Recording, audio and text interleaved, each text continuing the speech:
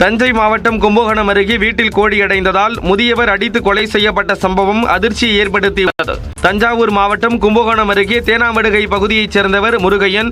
இவர் வளர்க்கும் கோழியுடன் அவர் வீட்டின் அருகே வசித்து வருபவரின் கோழியும் சேர்ந்து முருகையன் வீட்டிற்கு வந்ததாக கூறப்படுகிறது. இது தெரியாமல் முருகையன் அந்த கோழியையும் சேர்த்து அடைத்து வைத்ததாக தெரிகிறது.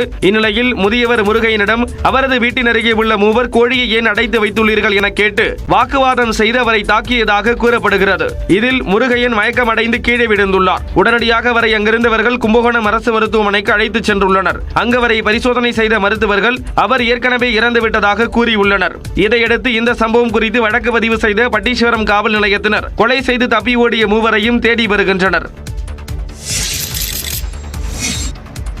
நாமக்கல் மாவட்டம் திருச்செங்கோடு அருகே தனியார் கல்லூரி மாணவர்கள் தங்கும் விடுதிகளில் 50க்கும் மேற்பட்ட காவலர்கள் சோதனை நடத்தியது பரபரப்பை ஏற்படுத்தியது. திருச்செங்கோடு ஈரோடு சாலையில் உள்ள தனியார் கல்லூரி அருகே 20க்கும் மேற்பட்ட தனியார் தங்கும் விடுதிகள் உள்ளன. இந்நிலையில் இந்த விடுதிகளில் போதைப் பொருட்கள் புழக்கம் உள்ளதா என்பது குறித்து 50க்கும் மேற்பட்ட காவலர்கள் அதிகாலை 6 மணிக்கு அனைத்து விடுதிகளிலும் ஒரே நேரத்தில் சோதனை மேற்கொண்டனர். விடுதிகளில் தூங்கிக் கொண்டிருந்த மாணவர்களை எழுப்பி அனைத்து அறைகளிலும் காவலர்கள் சோதனை நடத்தினர்.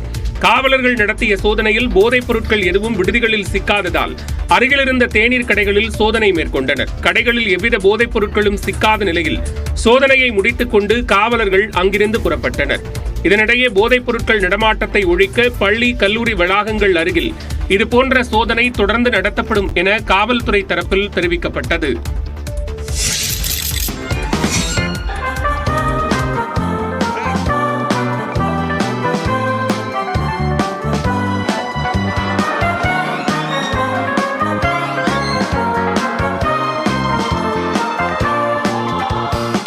தூய்மை பணியாளர்களை கௌரவம் செய்கிறோம் என்கிற பெயரில் 5 சால்வைகளை வைத்து 50 பேருக்கு மாற்றி மாற்றி போட்ட இந்த சம்பவம் திருப்பத்தூர் மாவட்டம் பாச்சல் ஊராட்சியில் நடத்தப்பட்ட கிராம சபை கூட்டத்தில்தான் நடந்தது.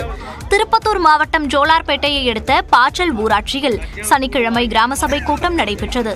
இதில் ஊர் பொதுமக்கள் வெகு சிலரே கலந்து கொண்ட நிலையில் தூய்மை பணியாளர்கள், மேல்நிலை நீர்த்தேக்க தொட்டி பணியாளர்கள் என ஊராட்சிக்கு உட்பட்ட பணியாளர்களை வைத்து கிராம சபை கூட்டம் நடைபெற்றது.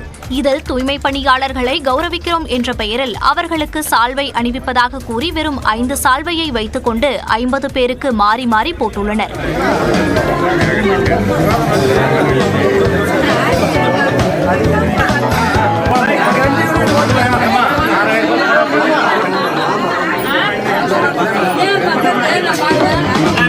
இந்நிலையில் கடமைக்கு என கிராம சபை கூட்டத்தை 10 நிமிடத்தில் நடத்தி முடித்ததாக குற்றம் சாட்டும் அப்பகுதி மக்கள் ஊராட்சி நிர்வாகம் மீது மாவட்ட நிர்வாகம் நடவடிக்கை எடுக்க வேண்டும் என கோரிக்கை விடுத்துள்ளனர்.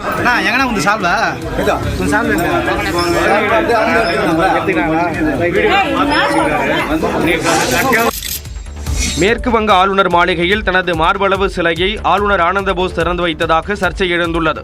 மேற்கு வங்கத்தின் ஆளுநராக ஆனந்தபோஸ் பதவியேற்று சனிக்கிழமையுடன் 2 ஆண்டுகள் நிறைவுற்றது. இந்நிலையில் ஆளுநர் மாளிகையில் மாணவர்களுக்கான ஓவியப் போட்டி நடத்தப்பட்டது. இந்த போட்டிக்கு முன்னதாக ஆளுநர் மாளிகையில் தனது மார்பளவு சிலையை ஆனந்தபோஸ் திறந்து வைத்ததாக புகைப்படம் வெளியானது. இதனை விமர்சித்துள்ள திரிணாமுல் காங்கிரஸ் கட்சி விளம்பரத்திற்காக ஆளுநர் இதுபோன்ற உத்திகளை கையாள்வதாக சாடியுள்ளது. இந்த நிலையில் இந்த விவகாரம் தொடர்பாக விளக்கம் அளித்துள்ள ஆளுநர் மாளிகை, பார்த்தா சாகா என்ற கலைஞர் உருவாக்கி ஆனந்தபோஸ் சிலை அன்பளிப்பாக பெறப்பட்டதாகவும் அந்த சிலை ஆளுநர் மாளிகையில் நிறுவப்படவில்லை என்றும் கூறப்பட்டுள்ளது. மேற்கு வங்கத்தில் தற்போது அரசியல் சூழல் மோசமாக இருப்பதாக ஆளுநர் ஆனந்தபோஸ் தெரிவித்துள்ளார்.